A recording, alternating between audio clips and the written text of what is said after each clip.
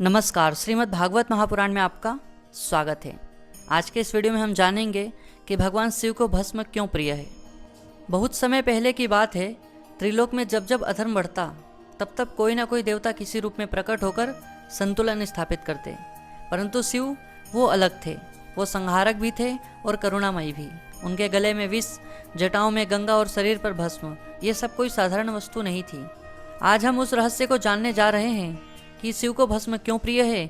इस रहस्य के पीछे छिपी है एक भावनात्मक, रहस्यपूर्ण और चमत्कारी कहानी। दक्ष प्रजापति ने एक भव्य यज्ञ का आयोजन किया, परंतु जानबूझकर शिव को आमंत्रित नहीं किया। सती फिर भी यज्ञ में पहुंची, पर वहां उसका अपमान हुआ। सती ने उसी क्षण अग्नि में कूदकर अपने प्राण त्याग दिए। जब यह समाचार शिव तक पहुंचा, उन्होंने वीरभद्र को उत्पन्न किया और सारा यज्ञ विध्वंस कर डाला।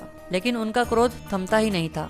उन्होंने सती के शरीर को उठाया और ब्रह्मांड में घूमते रहे। जब विष्णु ने सुदर्शन चक्र से सती के अंगों को काटा और शरीर को बिखेर दिया, तब कहीं जाकर शिव शांत हुए। सती के जाने के बाद शिव ने सारी मोह माया त्याग दी। वो सौ भूमि में जाकर बैठ गए। वहाँ चारों ओर बस राख थी, जले हुए शरीरों की भस्म। शिव ने उस भस्म को उठाया और अपने शरीर पर मल लिया। क्यों? क्योंकि उस भस्म में सती की स्मृति थी, संसार की नश्वरता थी और आत्मा की अमरता का बोध था। उनकी आंखों में आंसू थे, लेकिन हृदय में अपार शांति। उन्होंने कहा, यह भस्म मुझे बताती है कि हर एक शरीर, चाहे वो कितना भी सुंदर या बलशाली हो, एक दिन इसी में मिल जाएगा। मैं इसी सत्य को धारण करूंगा।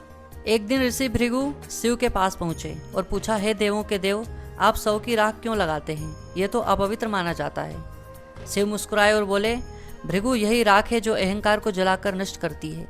जब कोई इसे लगाता है, वह समझता है कि वह सिर्फ शरीर नहीं, आत्मा है। शरीर नश्वर है, पर आत्मा अमर है। यही भस्म मुझे मेरे स्वरूप की याद दिलाती है। एक बार एक साधु शिव के दर्शन के लिए कैलाश पहुंचा। वह बहुत सज धज कर आया था, केसरिया वस्त्र, रत्न जड़े आभूषण और चंदन का तिलक। शिव ने उसे देखकर कहा, क्या तुम सच में मुझे पाना चाहते हो?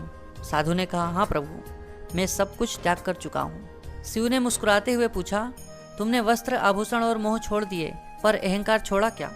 साधु चुप हो गया। तभी शिव ने सौ भूमि की भस्म उठाई और कहा, इसे अपने शरीर पर लगाओ और फिर मुझे देखो। साधु ने वैसा ही किया। उसके भीतर की अहंकार की परतें जैसे भस्म हो गई। उसने शिव का सच्चा स्वरूप देखा, करुणा, वैराग्य और आत्मज्ञान। भस्म शिव की पहचान बन गई।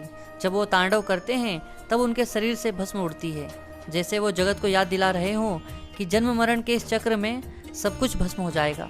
इसलिए अहंकार मत पालो, सच्चाई को पहचानो और आत्मा से जुड़ो।